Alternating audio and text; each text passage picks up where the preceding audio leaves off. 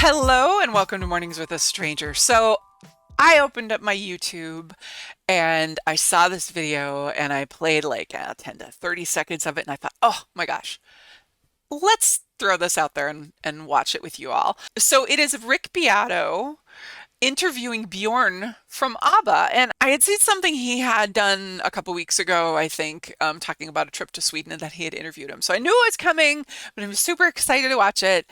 And if you're not familiar with Rick Beato, he is a musician producer. He has a channel that has a ton of stuff on it, everything from interviews with people and really diving into guitar and how to play particular songs and aspects of how songs are put together and just listening to songs and talking about the qualities and the content and the quality of the music and things like, the 10 best guitar intros ever, just a ton of different stuff. He's really interesting. And I've really appreciated just watching some of his stuff and the opinions that he has. I like to hear what he has to say, and really versed in music, old and new. And I think how cool it is that his kids get to drive around in the car and listen to music with him, and how they probably don't realize how cool that is, but that's okay. That's what kids are for, keep you humble. So let's dive into the interview. With a legacy of timeless hits and a voice that shaped the soundtrack of an era, Björn Ulvaeus from the iconic band ABBA needs little introduction. As one-fourth of the Swedish supergroup, his contributions to music have transcended borders and generations. In my interview, we discussed not only the process of writing and recording with ABBA, but also his recent experiences with AI technologies. That just caught my attention, so I'm super curious. Here's my interview. Björn, welcome. Thank you. Okay, so I'm going to ask you about ABBA, but I want to talk to you about AI. Okay, we start there. What are your thoughts on where we are now and where things are going with AI?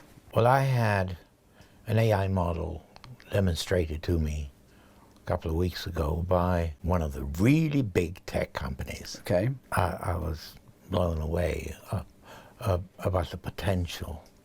What they showed me was mind-boggling. Okay. And what you've heard so far is nothing against what's coming. Okay. And I'm getting nervous. Yes. Amen. Well, you have to be defensive and offensive at the same time as a creator, because it's a fantastic tool. Mm-hmm. It will be the most fantastic co-writer you will ever have. But on the other hand, these AI models will be training on music that people have written.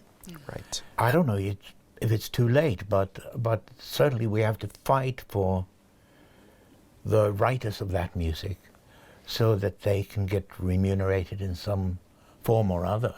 I don't know if they'll be able to opt out if they don't want to be trained on. But I suspect that it's going to be very difficult to prove whether a model is trained on ABBA music or not. Because Wow, that's an interesting point. And there's so much going on with AI, and I find it both fascinating and terrifying at the same time. I know I saw a snippet of something Liliac did where they were playing with AI and they had AI write them a Liliac song, and it sounded like a Liliac song. Like, there was no question about that. You wouldn't know the difference. It was amazing. And just to his point of, will there be an opting out option? I just saw something with Zoom, and I haven't gone and looked to see if this is true or not, but I'm assuming it is. Somebody did a short about how Zoom in their newest contract basically says that, we can take anything that you do and we can utilize it and we can teach AI with what you do, which is fascinating and scary and sad, really, just on a privacy level. Okay, back to Björn. a model is trained on ABBA music or not. Because from what I heard coming out from that demonstration was that the melody, if you ask it to write an ABBA-like melody, Mm-hmm. you would never be able to recognize that. You'll never be able to hear that it comes from Benny and me if it's sung by someone else. Right. Which in this case it was. And then it's so it'll be so difficult to trace and to track. Hopefully these big companies will be good guys And I think some of them want to be on the side of the creators, Okay. rather than against. Right now, the things that are popping up, at least on YouTube, things I've talked about, there's people taking young Paul McCartney, training his voice using Beatles multi-tracks. Voices, yeah. That's this one is thing. one part of it, Yeah. right? And then taking a song that Paul McCartney, this is a thing that I talked about in the video, took a song that Paul did when he was 71, but put young Paul McCartney's voice on it. Yeah. Okay. The people that are doing the demonstration for you, are they saying, did you talk about how do people get credited? As we did. Okay, and That's what do they exactly say? what they wanted to talk about. Okay. This is what's happening right now. We have to find a way. But nobody's claiming yet that we know exactly where to go. Because as I said, it's very, very, very difficult to say what it has been trained on, unless what you described, which is much easier, because that is a voice that you recognize. Right. The style of recording, the style of writing melodies, not necessarily easy to detect. Right. But the prompt, the instruction to the AI model, that's where you could go. And if there's someone in the prompt, like ABBA-like, but with a hint of Queen, sung by Frank Sinatra, but then you can at least, identify who it's been trained on. But how do you then distribute whatever payment comes out of that? This is a huge problem for the music industry, and one that is being talked about, as we speak around the globe. I have a theory you're going to have on platforms like Spotify, ABBA and ABBA AI, the Beatles AI, Elton John and Elton John AI eventually. And people, I think, will accept those things. Do you think that the artists will accept themselves that there's an AI version of their music? I don't know, because I haven't been exposed to it. It might be good. It might be that these AI songs point back to the original and may make the original stream better, perhaps. Right. We don't know that. As I said, at the same time, it's a fantastic tool. Let's say I want to write something for a musical, and it needs to be a tango. And I ask the AI model to give me a suggestion based on the 10 best tangos ever written. And it comes up with ideas. And I will say, oh, that's not bad. I'll keep that. Right. But then I'll tweak it, and I'll do something myself, and I might ask for a lyric idea, I will use it as a tool, like a synth, or like anything you use in songwriting. So that's exciting to me as a creator. I've heard from friends that are in Nashville that in all these writing sessions that the Nashville writers are doing, that they use ChatGPT now. Yeah, you do already, yeah. Yeah. Is there something that needs to be embedded in these things that will enable you to know how these models are trained? As far as I know, after the event, it's very hard to trace. Okay. So it needs to be transparent from the beginning, or the prompt, the instruction, what that contains.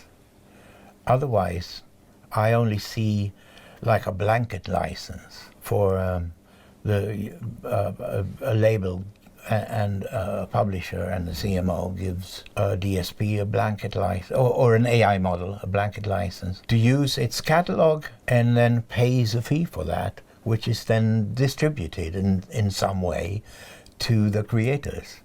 It's very complicated, but... And who figures this out? Because these are this laws... is being figured out right now as we speak. Yeah. And nobody's agreed to where it will end yet. We're having this discussion while so many other discussions are going on. Could you ever have imagined a world like this when you were making records back in 1975, 1976? No, I mean, that was even before the first synth, the first mini moog. Yeah. When we did Mamma Mia, the song, that the synths hadn't come onto the stage yet. The desk wasn't computerized. We had 16 or 8, I can't remember now. But there were 3 of us sitting in front of the desk like this, a military-like exercise. Would you rehearsing? I had the responsibility for the right side, and Benny the middle, and our sound engineer the left.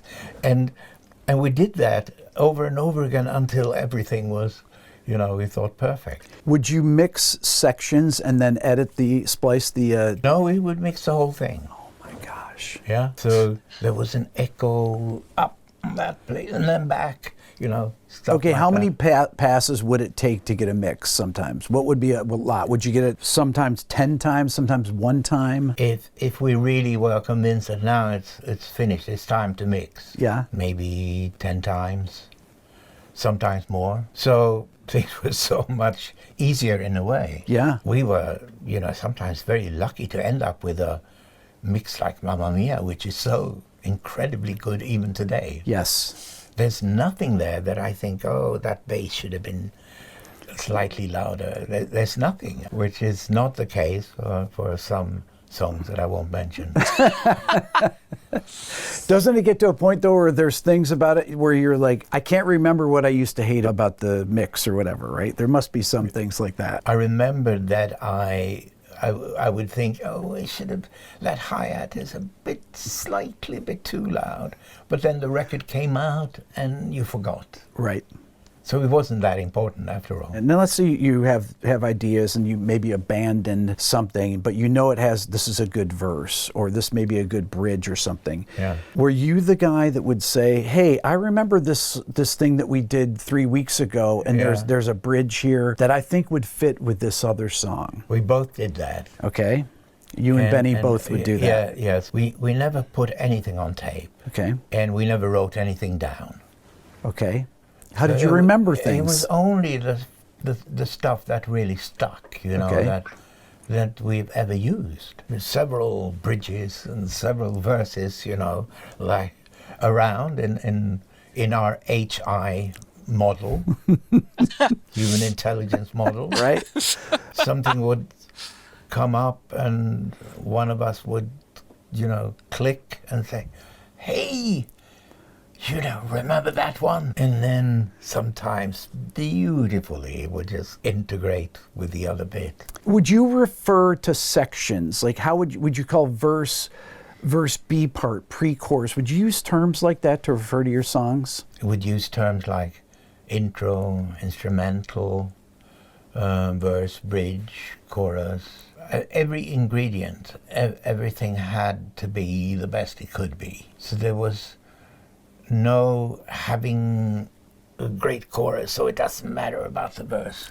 Let's take that verse because the chorus is so good. It was never like that. It was always a matter of, never finishing anything unless every part was there. And of course, when we went into the studio, sometimes every part wasn't there, but almost all of it. Some stuff would come up in the studio, of course. But the song proper, we would have written before we went into the studio. When you wrote them, you'd be playing guitar, or having piano. And it's something. The songs would be written around something, right? And then you guys would rehearse them, and you kind of know what the structure is, and then you go in and you start tracking the song. I wouldn't say that we knew always what the character of the song was. We just had the song and the chords. Yeah. And then sometimes a song would, change and become something else than we had ever anticipated. Like Dancing Queen, for example, starts kind of in the middle of the chorus, right? This is such an unusual arranging. That was an edit, okay? Yeah, that was an edit. Okay. We had, it was too long, and I don't know who came up with the idea when we could start there instead, and that was great. It's brilliant. Yeah, it kind of illustrates how the human mind works a bit like AI as well. That we gather all this information in the form of songs when we grow up, and we never stop, I think, and we use it as inspiration as an impulse to do something. I can say that Dancing Queen was inspired by a big hit in the US called Rock You Baby. Mm-hmm. So when you hear Dancing Queen, it has nothing to do with Rock You Baby. Right. But the groove, that slow kind of disco groove, Right. was something that, that's interesting. And there's nothing wrong with that. I think that's how pop music evolves. Absolutely. Yeah. If you take a track like that, when you would start recording a track, so you have the song structure and everything, and you start layering things because your records are so beautifully produced. How long would it take for you to decide that you had the right groove for the song, the right tempo? Would you try it a bunch of times? Yeah, but we had musicians in the studio. Yeah. We had another guitar player and a bass and drums. Yep. The five of us would sit in the studio. I would write a demo lyric. Mm-hmm. And Benny and I would play the song, and gradually the guys would, come in, and we'd be doing that until we felt, well, this might be something. Okay. We would stop, say to the bass player, "Oh, remember that? That's great." And they were so disciplined, so that then he'd stick to that. Okay. for that part of the song. Right. And that's how we would work. And eventually, I would get out and get up here into the studio, and it would continue until we had a basic backing track. And would that typically piano, be one day or so? one day. And what would be the backing track? Would it be piano, bass, drums, and one guitar part, something like that? One guitar, bass, drums, and a piano or a synth of some kind later. We would have that basic backing track, and then Benny would do overdubs once the synths came into our world. I mean, there was, so many possibilities. And once we felt this is what this song is about. That's when I would write the lyric.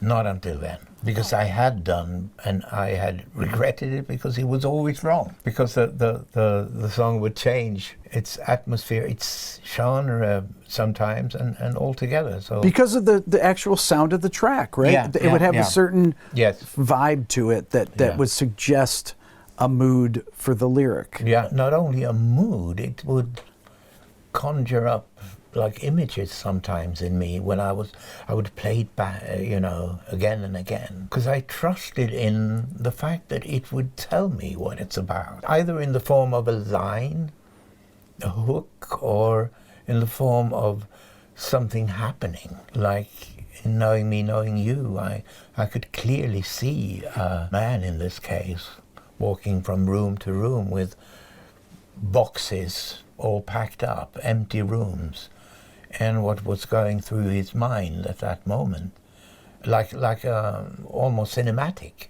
Writing a lyric is something in between a poem and a melody. Right. Because a pop lyric should have the percussive qualities that the melody and the track demands. Explain that a little more. So, for instance, Take a Chance on Me. Yeah.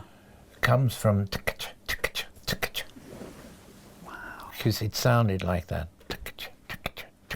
So when you're sitting there with your notepad or whatever, writing your lyrics, you're thinking about these things. Only afterwards. Only when I played the track back with overdubs on it. Would you sit typically in the studio and do that, or would you take home? I would sit at home. What would be a short time to write a lyric versus a long time? Some songs I wrote several. I think Chiquitita, we tried two other lyrics because the ladies would come into the studio and sing and it wouldn't sound right. Okay. And then it was a matter of going back to the drawing board. Would it not sound right because just hearing them sing it and you're like, it doesn't work? Yeah, intuitively, not knowing exactly why, but no, this isn't right. It doesn't feel right. And that's where I think an AI cannot, compete. This AI, this company that played you this new AI. What do we call this? They refer to AI models. Models. Yeah, and there will be many such models out there. I think they're quite expensive to build. Okay. A really good ones, so there might not be so many to start with. What is in it for the companies like Spotify and Apple Music? Do the labels say, we're not going to let you use any of our music, we're going to create our own streaming platforms where we put all of our own artists out and we're going to use our own AI? This seems like this is a whole nother problem. Yes, it is. And one huge problem is the number of songs being uploaded. And you can imagine with AI as well. The DSPs have to put some kind of filter, or the aggregators through which the songs flow, and the labels. Right. They have to put some filters in there. We can't have AI songs, millions of them, dilute That's right. the royalties for the real artists and the real songwriters. I haven't spoken to any representatives of DSPs yet about that, but I imagine they're thinking about it because, for one thing, the storage costs Right. so much money. Yes. And the energy that's being wasted on all this, forgive me, but bullshit being uploaded. Yeah. And the other problem is, how will we remunerate the creators of the music that it's trained on? When you have so much music out there, people now rely on algorithms to suggest things. Yeah. What keeps a Spotify from pushing their own AI artists over actual real artists? The music industry right now are talking about artist-centric, user-centric subscription models. Okay. That could be one solution, that you actually only pay the artist who you're playing. Mm-hmm. So then the unplayed AI is not being paid, but because no one who subscribes wants to listen to it. Right. As easy as that. Right. I've been talking about user-centric for a long time, and I think it's one thing that has to be really seriously considered now, with AI coming in. Who makes these decisions, though, ultimately? Ultimately, the big bosses in the music industry, and there I talk about the labels, the publishers, the DSPs, all of them. Are they nervous or are they excited about this, about this technology? Both. What I hear, they're both nervous and excited. And it depends on who you talk to, of course. Some people only see the negative side. Well, I personally believe that the average listener out there will accept AI music if it's good. They don't care if it's not created by humans. No. I agree with you. From what I've heard so far, I could potentially think that I'm listening to either a radio station or I happen to stream something which I think, oh, wonderful, this is great. And it could be AI. Right. That is curious to me. Like, what do you think about that? Like, what do you think about that for yourself or in general? Like, because I was thinking about this a while back of the AI music, and part of what I love about music is the history of the song, is the why it's created. And certainly it's not the only thing at all, right? Certainly there are many songs I love that aren't that way. So maybe that is the point that it's proving. But I don't know. I'm feeling a little squicky about that. Think, oh, wonderful, this is great. And it could be AI. Right. That's going to happen. I think great music is created from the human experience, deep emotions, and all that stuff AI can't handle. Right. AI can just, guess what comes next. The fan bases will be much more important. That makes sense. The fan bases will be much more important. But I don't know, AI can learn a lot. I think it could do some of the lived experience emotional stuff pretty well. But it'll be interesting to see if the deepest depth of that, if it will be able to do that, or if that will really be the line in the sand, right? The obvious line of difference. People will want to feel closeness to the artist that they that they love. I mean, I'm an avatar myself, but I are doubt an that, avatar. I doubt that avatars, that people will be okay with avatars.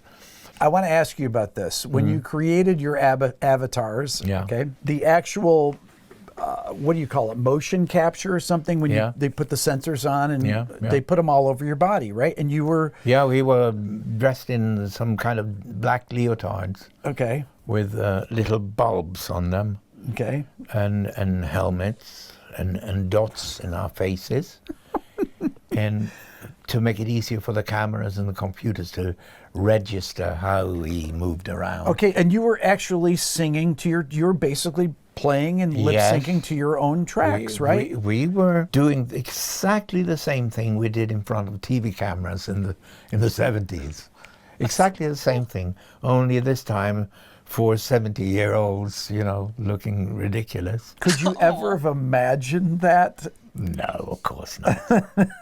I thought it was the end of it in the 80s. They might play the odd song, but otherwise ABBA would be forgotten. ABBA has so many young fans. My kids, my kids are 16, 14, and 10. They know your music. Why has your music lasted for so long? Yeah, I really honestly don't know.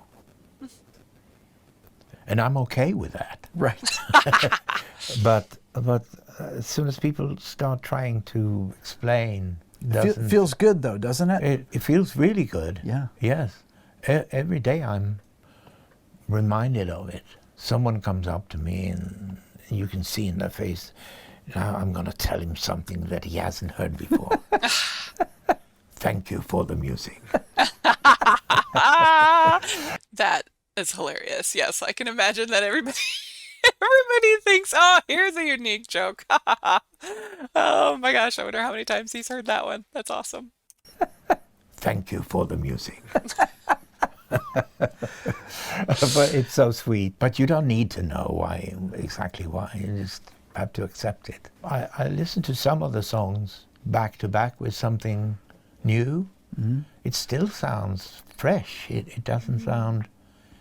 Some of them sound dated, yes, but a lot of them don't. When you guys would track your vocals, how would you delineate who was going to sing what? Was there an ABBA sound that you would always go for with the vocals? Well, you just had to hear the two ladies, and that was the ABBA sound. There's some unique quality when they sing together. Their blend. They blend, and especially when Frida, she's a mezzo, and she strives to get up there with Agneta is a soprano.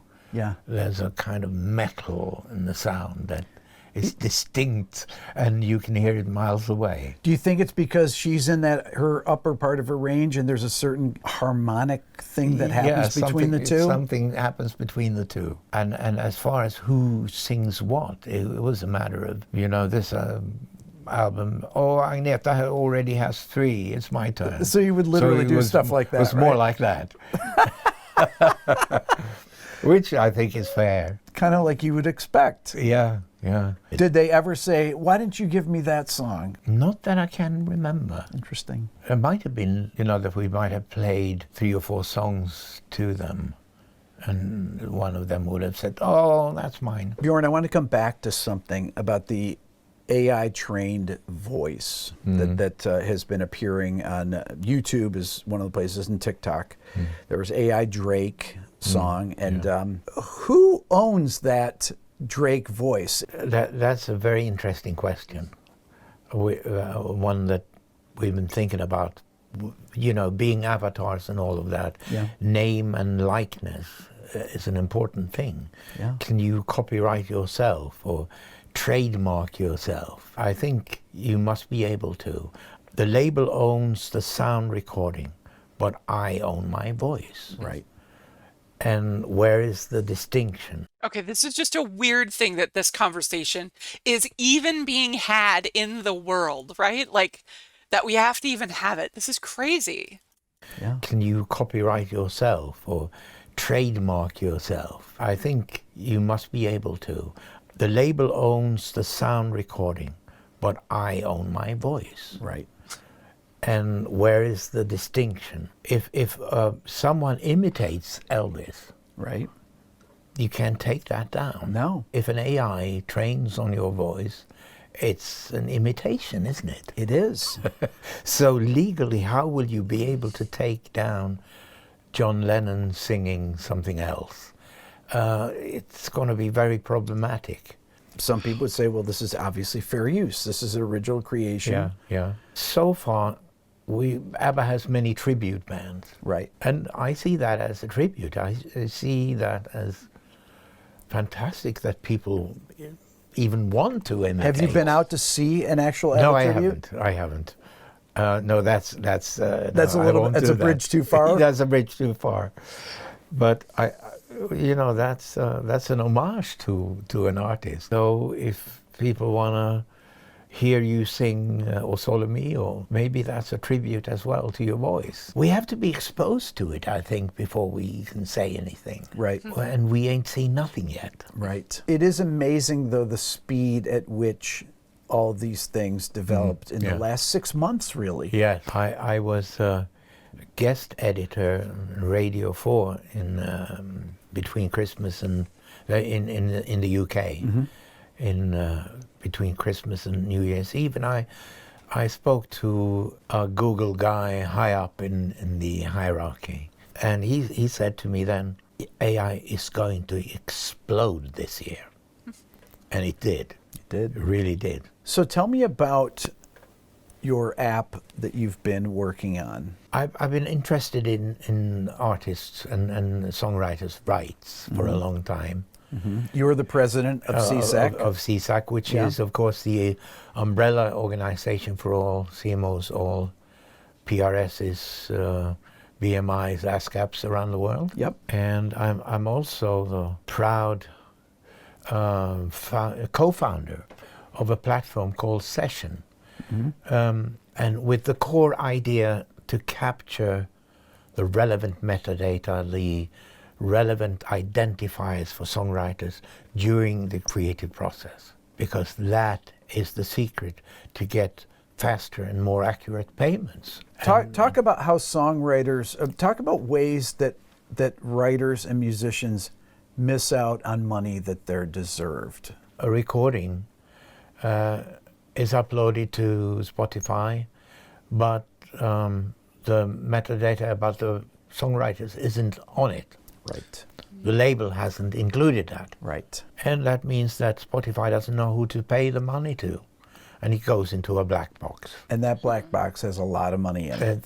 Yeah, I don't know what it's like today, but in the old days, it used to be that the black box within certain periods was distributed to publishers and CMOs and labels according to market share. And what happened to it after that, I don't know. Session then includes the metadata. Yeah. Who plays on the tracks? Well, it's about the writing of the song. Okay, writing of the song. Because so many songs are co-written today by 10, 15 people. And they need to be included with their identifiers, numbers, for neighboring rights and for the publishing rights. So everyone would have a unique... And the work has a certain code, ISWC, and the writers have their numbers, unique numbers. Which would be like a social security number or what? Yes, something like exactly. That would always be their number. Yeah, so that follows the song into the recording, and everything is there. And once it's uploaded to Spotify, everyone knows where to pay the money. And as far as the songwriter splits are concerned, all that is detailed in this, correct? Yeah, yeah. This prevents things like songs that have the same name. Yeah, because that's what the CMOs have done in the past. They are comparing texts. Right. And it's so old-fashioned. It is and so they still old-fashioned. do. If the right code is there from the word go, doesn't matter what the song is called. What do you do about music that's already in existence that doesn't have the metadata? Should everything be retrofitted with metadata? Yes, it has like to that? be manually that song, well, it must be them, and that must be it. And then they're manually matched. One of the things that always frustrates me, I use both Apple Music and Spotify. The fact that there is such little data on the things, many times the songwriters are missing. There's nothing about who the musicians are. There's nothing about the producer in there typically. No. That idea of knowing who are contributing to these things is such an important part. It is important, and it's so unnecessary that it isn't there. Right. Because if you do it through, if you register, you capture it through a tool, a platform like Session, rich metadata would follow the work into the studio and onwards, and everybody would be on it who is on that track. And not only that, they might have taken little videos in the studio that could be included, anything. Wow. And that's what we want, rich metadata when we listen to the music. Absolutely. Clickable, rich metadata. That's Absolutely. what we want. Why are you still interested in this? Do you feel like it's a responsibility to be there for the songwriters? It's part curiosity and wanting to know what's going on and following what's going on. But it's certainly also to help if I can, but it's also exciting and interesting. Yeah. And to have a reason to, deep dive into this thing with AI now is incredibly exciting. When are there other artists that are creating avatars of themselves that you know of, or that maybe you wouldn't talk about, but that have talked to you about this? There must be, of course. There have been many artists going to ABBA Voyage in London. And I would imagine that a lot of my peers would be thinking about this right now. Mick and Keith and what have you out there. But I have not heard of anyone actually really attempting to do it yet. It took years to do this, right? Yeah, and it's also, there are so many ingredients. It's not just, putting lifelike avatars on a stage. There needs to be a story, there needs to be depth, there needs to be a fan base, and the music catalog needs to be relevant. Yeah. So many things need to be, in place to do it. I've discussed this with our creative team. Who is next? Who could be next? And also the fact that all four of us were alive and condone it, authorized it. Yes. Gives it cred in a way that's important. It's not speculation in someone who's dead. Yeah. Artists that are not living, obviously. I read that Paul McCartney was putting together a Beatles song from a John Lennon demo or something like that, and they're going to use an AI-trained John Lennon. But what I understand from that is that there is a demo of John Lennon singing. Yeah, singing that song. Yes. And it's just that the sound quality is bad. Yeah. But with the help of AI, you can extract that voice from the bad surrounding and isolate it and enhance it. But it is John Lennon. To me, that could be a good use of this for artists that are not with us anymore. Yeah. I think that there's a lot of positives here. I think a lot of people immediately go for the negative, but I've always been let's wait and see what happens with it. If you hear one of your songs playing somewhere, you're walking down the street, you hear it, will you listen? Do you think about it? Or do you just go on? I'm still kind of humbled by it. The fact that it's happening, and I've been traveling a bit lately, Singapore, Seoul, Tokyo, and various places, and it's the same everywhere, which is very, very humbling. How I ask myself every time, how did this happen? But when I hear it on, sometimes in my car, when maybe I listen to a radio station and they play something, I listen. Are you transported, though, when you listen? Are you transported back to the time, or do you just kind of take the whole thing in. Do you I remember being there creating these things? No, sadly I don't. Okay. I would say that the 70s for us was such a creative explosion that I have very few memories with, individual songs. Because we would write 3, 4, we would go into the studio, we would record them and mix them, and then we'd be on to the next ones. And they would be released, and we would get the charts reports, but we would be on to the next one. When you're tracking the vocals in the studio, if you've just written the song, do you read lyrics? Would the girls be reading lyrics off lyric sheets? They'd come in the morning, and I'd give them copies of, and we'd sing it together, like in this situation here. Yeah. Exactly this. Yeah. That's how we'd start the day.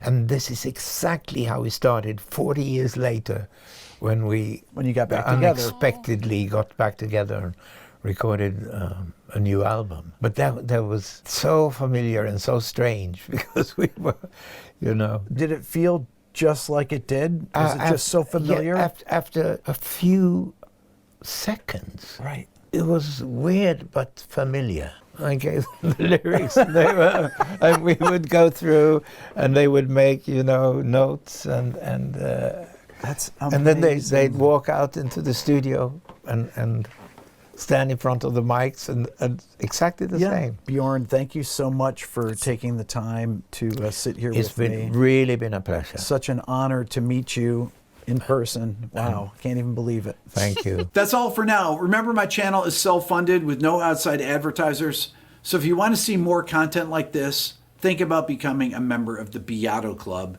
and hit the subscribe button now. Thanks so much for watching. That was a really cool interview. I loved his questions. Oh my gosh, what a fun thing to sit there and talk about that stuff. But I love some of those details, and I love that he asked them, and a really, really good and enjoyable interview. I love hearing about the details. It's just so cool to hear how that all kind of went down. Just to try to imagine what did their daily ABBA life look like. A few of the other videos that I've seen, or interviews that I've seen that he's done, I know if I watched Sting, and I'm trying to remember who else, that I also thought was really fun, because he just kind of asks a little different twist on questions that I think give you a little bit of a different perspective on the artist, which I think is great. So that's Rick Beato. He has a whole guitar playing music theory series that I'm just having this thought. I was just given a guitar for my birthday last year that I have hardly been able to spend any time with due to school. I wonder if it works for acoustic as well as electric. You'll have to answer that for me, Mr. Rick Beato. Hopefully, Rick, you see this as an appropriate use of your videos. If not, I will probably find out. This was a joy. Thank you all for watching with me. I hope you enjoyed it, and we'll put a link to Rick Beato's YouTube page so you can check it out as well. That's all for the moment. We'll see you all later. Take good care. Bye-bye.